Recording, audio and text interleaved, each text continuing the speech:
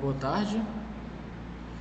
Bem, meu nome é José, eu sou um estudante de graduação aqui da Unilab e nesse projeto eu pretendo falar sobre uma bolsa de iniciação científica, né? Projeto de iniciação científica com o professor Rafael Diógenes, né?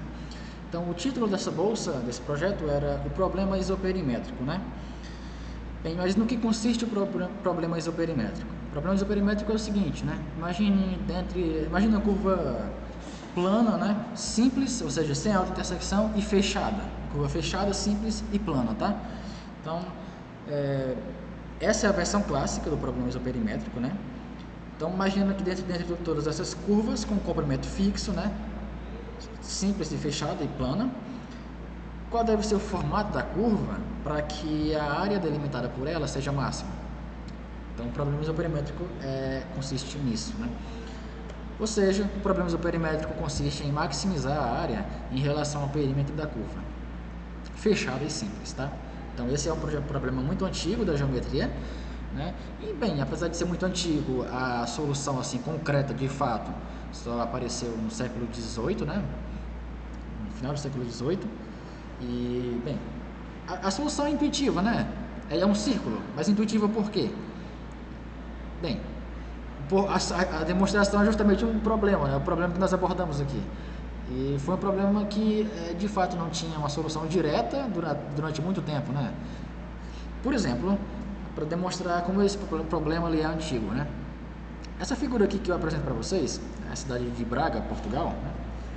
É um exemplo de uma cidade cujos muros foram pensados justamente da forma, digamos, de uma forma isoperimétrica. Como assim? A construção de um muro é muito cara, né? Então, na construção deles, os arquitetos, ou até mesmo o líder da cidade, tinha que decidir, poxa, aliás, tinha que procurar um formato de muro tal que a área delimitada por ele fosse máxima, né? Ou seja, a forma de cercar o máximo de área possível, mas de forma que o muro tenha um comprimento mínimo possível. Tá? Então é a relação justamente aumentar a área e diminuir o perímetro, né? Aliás, fixa o perímetro e aumenta a área. Como eu falei, tem um problema dual, né? Podemos pensar da seguinte maneira: podemos fixar a área e minimizar o perímetro. O problema isoperimétrico consiste justamente em maximizar a relação área-perímetro, tá?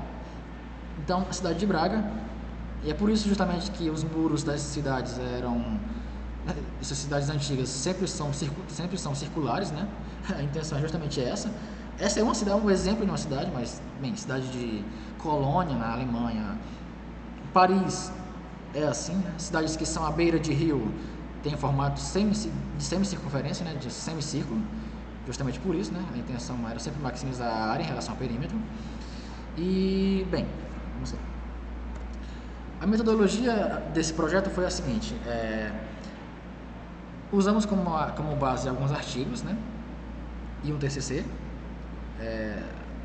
E a intenção a metodologia era sempre a seguinte: eu estudava o material, aí nós tínhamos um encontro para tirar dúvidas, né, com o professor Rafael Diógenes, e em seguida, tiradas as dúvidas e estudado o conteúdo, no encontro seguinte nós tínhamos um seminário. Eu apresentava a demonstração para o Rafael, né, justamente a solução, né, daquela determinada etapa.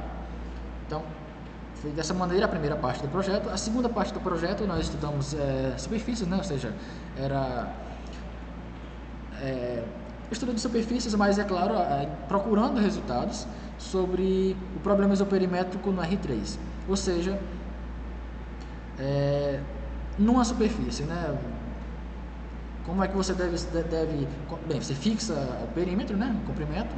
Qual deve ser o formato ali para que a área seja mínima no caso, né?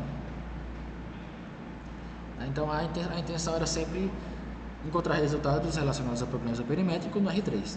Claro, é bem mais difícil, né? No R3 é bem mais difícil, o número de variáveis, o número de propriedades que você tem que usar é bem maior.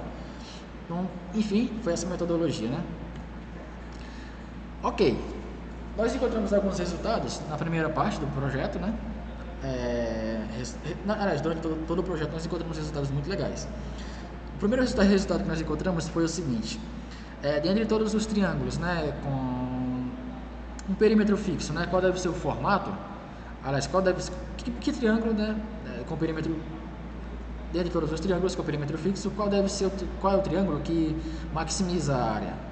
Encontramos que o resultado é justamente o triângulo regular, né, no caso o equilátero, né? E para quadriláteros, foi a etapa seguinte, encontramos que o quadrado era a solução. Então nós pensamos, poxa, será que sempre será a solução para o polígono de n lados? Sempre será o caso do polígono regular, de n lados, né? Entre todos os polígonos de comprimento fixo. E de fato, nós encontramos esse resultado, verificamos e era verdade.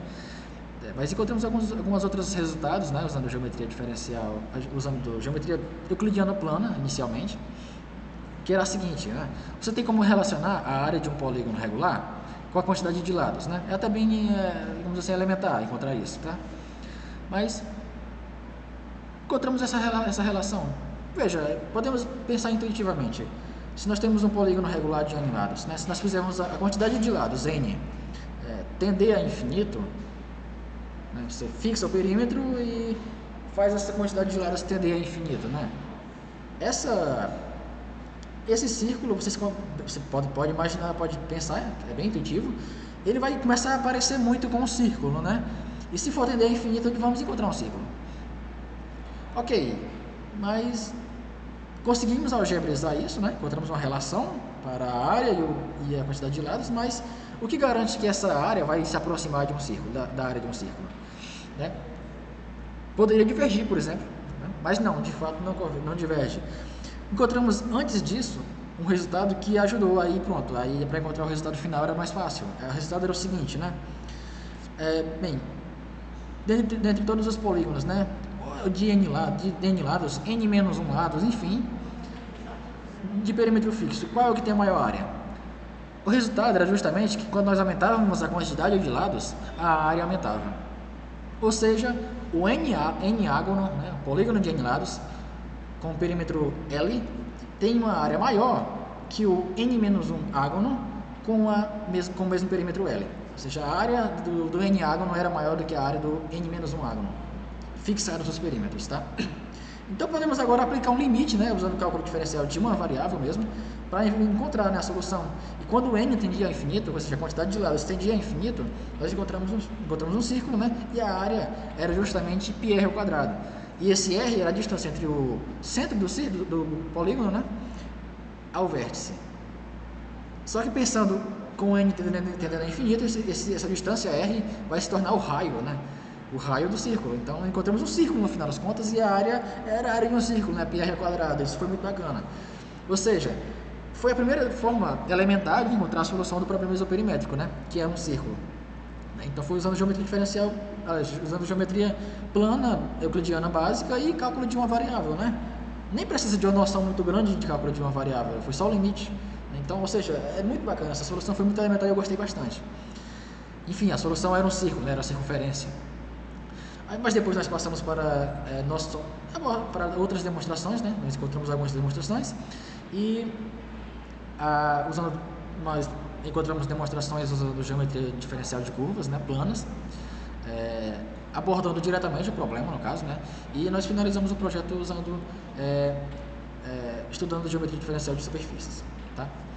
Bem, a conclusão, essa primeira parte, como eu já falei, né? Era de que para polígonos o caso é sempre regular, né? E nós provamos isso a rigor, né? A área sempre se aproxima de um círculo, da área de um círculo, quando você aumenta a quantidade de lados. E nós também encontramos outros resultados do PI, né? Mas para curvas gerais no plano, né? De maneira particular, nós usamos método das reflexões na primeira parte, né?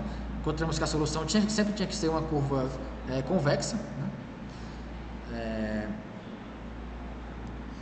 Então, ok. Usamos também cálculo diferencial de curvas, né, multiplicadores de Lagrange, enfim, para encontrar outras soluções, né, outras demonstrações. Então, essas são as referências.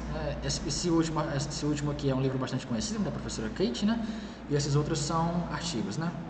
Muito obrigado à Unilab, ao Programa Institucional de Bolsas, muito obrigado ao Rafael, tá, muito obrigado ao PIBIC, Unilab, pela oportunidade de estudar e de ter contato com pesquisa em geometria em geometria.